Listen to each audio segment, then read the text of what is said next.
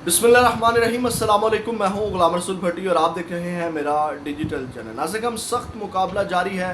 कल DGI SPR की press conference आई और आपको पता है कि उन्होंने अदलिया और जजेस को मुखातिब करके कहा कि पाकिस्तान तहरीक इंसाफ के हवाले से कि अगर उनको छूट और ढील दी जाएगी तो इंतशार बढ़ेगा। आज जस्टिस तारिक महमूद जंगीरी ने उसका जवाब दिया, वो भी तफसीलात आपके सामने रखते हैं। और जस्टिस मोहसिन अख्तर कियानी ने क्या खड़ा किया है ये भी आपके सामने रखते हैं, और इसके अलावा भी कुछ अहम खबरें आपके सामने रखते हैं। जैसा कि जो आपको पता है कि रऊफ़ हसन को कल गिरफ़्तार किया गया था, इस हवाले से भी खबर है। पीपल्स पार्टी की क्यों दौड़ें सुप्रीम कोर्ट की तरफ लगी हैं, ये तमाम तर तफसीलात आपके सामने रखते हैं। लेकिन तफसीलात में जाने से पहले हमेशा की तरह नए आने वाले दोस्तों से यही दरख्वास्त है कि चैनल को सब्सक्राइब कर लें, बेल के आइकन को प्रेस कर लें ताकि हर नई आने वाली वीडियो का नोटिफिकेशन आपको मिल सके, और वीडियो को लाइक ज़रूर कर दीजिएगा। नाज़रीन, हम सबसे पहले रऊफ़ हसन के हवाले से आपको अपडेट करते हैं।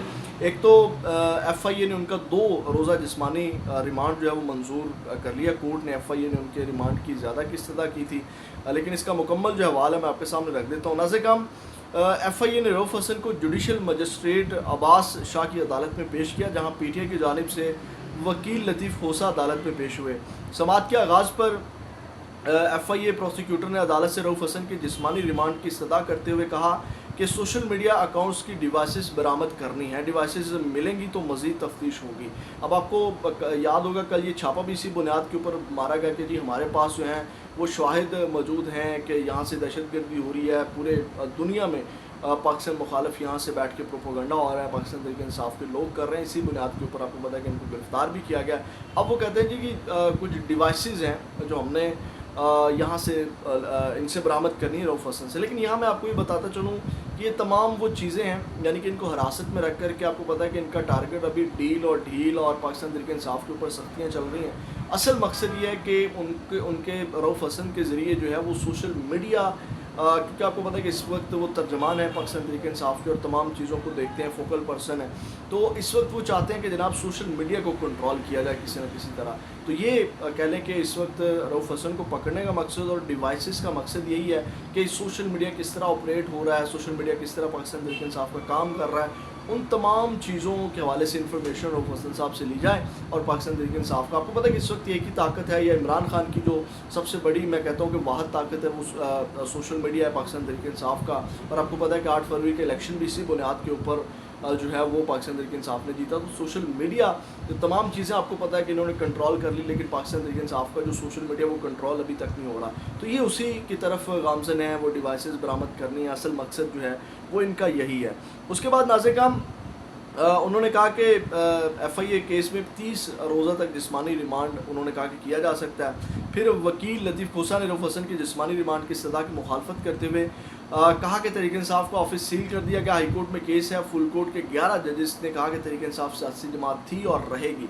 और लतीफ़ खोसा ने मज़ीद कहा कि रऊफ़ हसन का मीडिया सेल से कोई ताल्लुक ही नहीं, मखसूस नशिस्तों की उम्मीदवार ख़वातीन थी, उन्हें भी गिरफ्तार कर लिया गया। तहरीक इंसाफ पर प्रेशर डालने की कोशिश की जा रही है। अब नज़र अदलिया पर है कि क्या इंसाफ के साथ खड़ी होती हैं। इस मौका पर वकील सफ़ाई लतीफ़ खोसा ने रऊफ़ हसन के खिलाफ दर्ज मुकदमे की कॉपी फ्राहम करने की इस्तदा की, जिस पर उन्हें मुकदमा की कॉपी भी फ्राहम कर दी गई।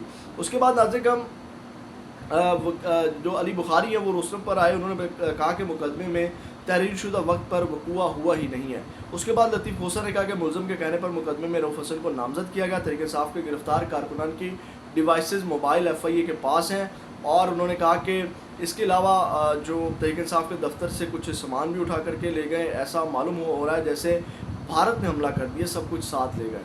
तो ये उन्होंने जो है वो चीज़ें रखी। उसके बाद नाज़रीन, जो लतीफ़ खोसा उन्होंने कहा सोशल मीडिया पर प्रोपोगंडा करने का कभी किसी सिक्योरिटी एजेंसी ने तहरीक इंसाफ के खिलाफ मौक़िफ़ इख्तियार नहीं किया। तहरीक इंसाफ और इमरान खान से ज़्यादा मुहिब वतन कोई नहीं। और फिर अली बुखारी ने कहा कि रऊफ़ हसन का सोशल मीडिया से कोई ताल्लुक़ नहीं, तहरीक इंसाफ का क्या स्टेटस है। सुप्रीम कोर्ट के फैसले के बाद कोई ऐसा सवाल नहीं बनता कि रऊफ़ हसन को अगवा किया गया, कातलाना हमला भी हाल ही में किया गया है। उसके बाद जो है वो बैरिस्टर गौहर भी कमरे अदालत में पहुँचे। फिर नाज़रीन, जब कोई सबूत नहीं दिया गया तो 10 दिन का रिमांड जो है वो उन्होंने कहा मांगने की ज़रूरत क्या है, FIA की जानिब से मांगा गया। उसके बाद 2 रोज़ा जिस्मानी रिमांड के ऊपर जो है वो FIA के हवाले कर दिया गया। रऊफ़ हसन को 2 ख़वातीन जो कारकुनान उनको जुडिशल रिमांड पर जेल भेज दिया गया। एक तो नाज़रीन खबर ये थी। अब पीपल्स पार्टी की जानिब आ जाते हैं कि पीपल्स पार्टी, और आपको पता है कि جب بجٹ کا معاملہ تھا اس وقت بھی پیپلز پارٹی کے اپنے تحفظات تھے، آپ کے لیے میرے لیے نہیں تھے. جب بجٹ کا معاملہ تھا تو آپ کو پتہ ہے جب ان کے وہ معاملات بھی سالو ہو گئے تو بجٹ میں بھی ووٹ اور سپورٹ کر دیا انہوں نے.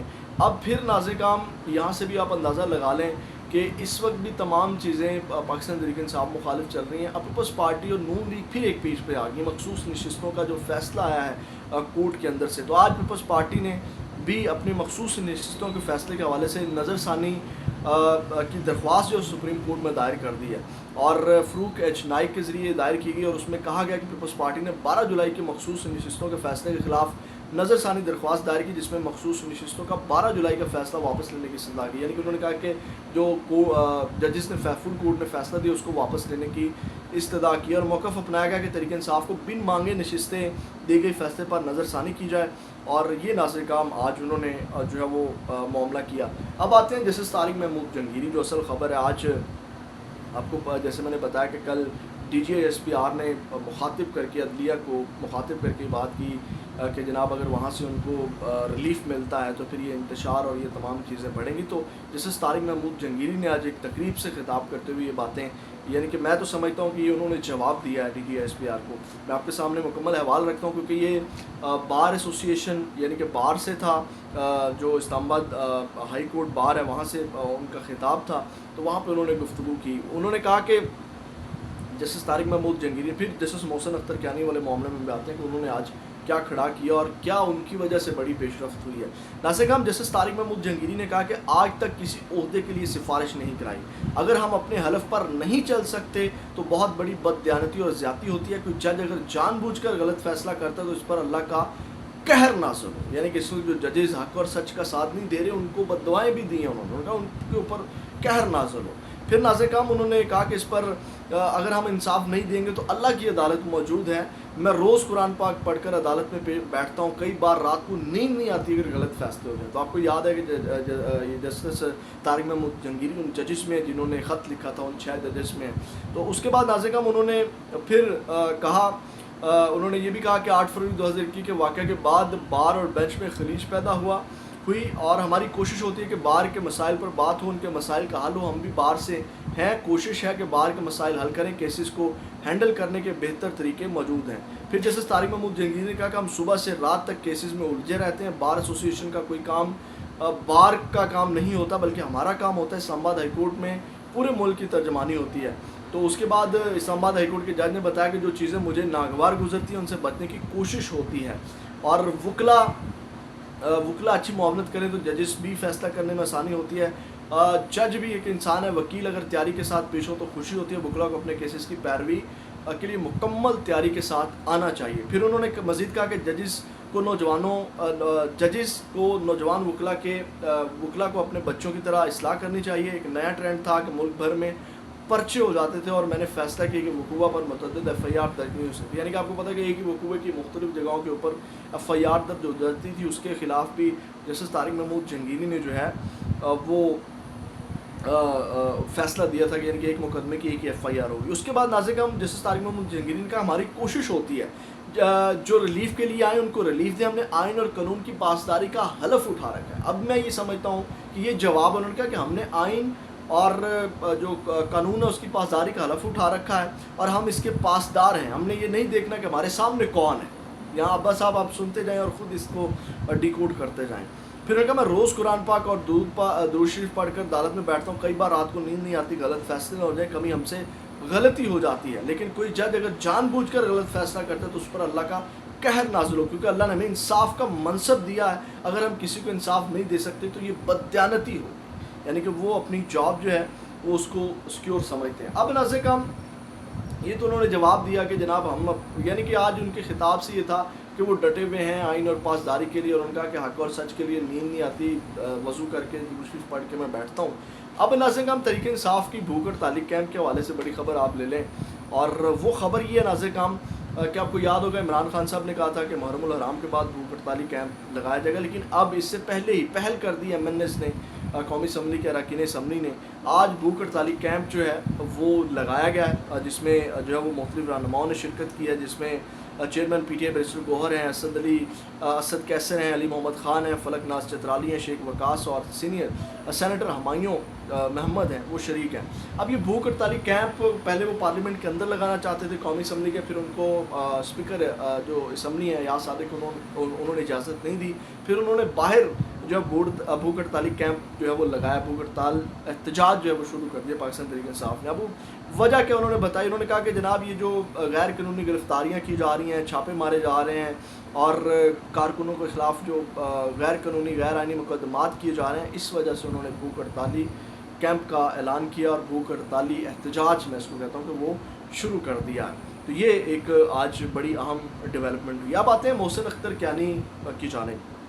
ناظرین کرام, جسٹس محسن اختر کیانی میں آپ کو اپڈیٹ کرتا رہا ہوں کہ انہوں نے بڑے فیصلے لیے ہیں اور جناب انہوں نے ڈٹ کر جو فیصلے کیے. آج پھر غیر معمولی آرڈر جو انہوں نے دیے تھے, اور آپ کو پتہ ہے کہ پھر ایجنسیوں کو اور تمام چیزوں کو جس طرح انہوں نے مینیج کیا, اور فرحاد جو مشہور شاعر فرحاد ہے آپ کو پتہ ہے وہ بھی ان کی وجہ سے بادیاب ہے. 5 افراد ان کے آرڈر کی وجہ سے بادیاب ہو چکے ہیں. آج پھر ان کے آرڈر کی وجہ سے جو ہے وہ اسلام آباد جو ہے ایک سمیع اللہ کو بادیاب کروا لیا گیا.